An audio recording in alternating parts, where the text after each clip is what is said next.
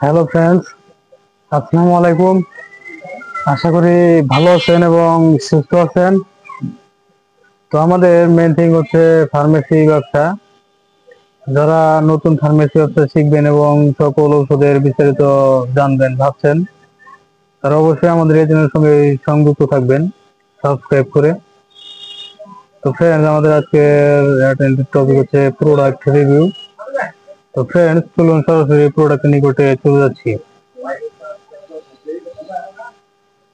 তো ফ্রেন্ডস, আজকে এখন যে প্রোডাক্ট রিভিউ করছি সেটা আপনি দেখতে পাচ্ছেন। এটা ট্রায়ালন ওরাল পেস্ট।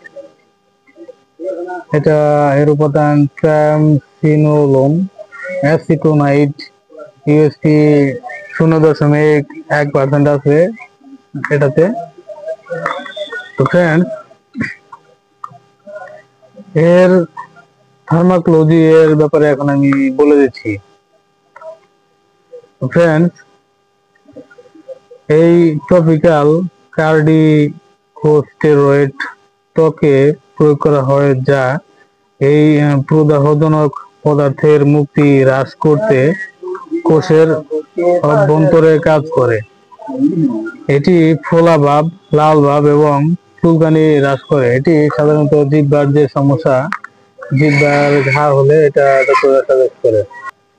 ফ্রেন্ডস, এটার নির্দেশনার ব্যাপারে এখন আমি বলে দিচ্ছি। এটি মুখের ক্ষত, প্রদাহ, দন্তপাটি প্রদাহ, মাড়ি ক্ষয়, ছত্রাকজনিত ক্ষয়, মুখের ফ্লেমার নিঃসরণ এবং আঘাতে এই পেস্ট নির্দেশিত। তো ফ্রেন্ডস, এটার মাত্রা ও ব্যবহার বিধি এর ব্যাপারে এখন আমি বলে দিচ্ছি। এটি প্রাপ্তবয়স্ক ও শিশুদের ক্ষেত্রে দিনে 2 থেকে 4 বার ঘুমাতে যাওয়ার সময় ক্ষত স্থানে এই ওষুধটি লাগাতে হবে। খাবারের পর ওষুধটি লাগানো শ্রেয়। আক্রান্ত স্থানে ওষুধটি লাগাতে হবে, ঘষা মাজা করা যাবে না, অথবা রেজিস্টার্ড চিকিৎসকের পরামর্শ অনুযায়ী ব্যবহার্য। তো ফ্রেন্ড, সকল ওষুধই চিকিৎসকের পরামর্শ অনুযায়ী ব্যবহার্য এবং সেব্য। তো নিজের থেকে ডিসিশন নিয়ে কেউ কোনো প্রকার ওষুধ সেবন করবেন না। প্রয়োজনে আমাদের এই চ্যানেল ডেসক্রিপশন বক্সে থাকা নাম্বারে কল করবেন। তো ফ্রেন্ডস, এটার পার্শ্ব প্রতিক্রিয়া এর ব্যাপারে এখন আমি বলে দিচ্ছি।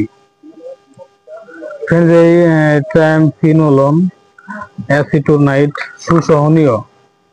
পার্শ্ব প্রতিক্রিয়া হলে চিকিৎসা বন্ধ করতে হবে। তাছাড়া অন্যান্য স্টেরয়েডের মতো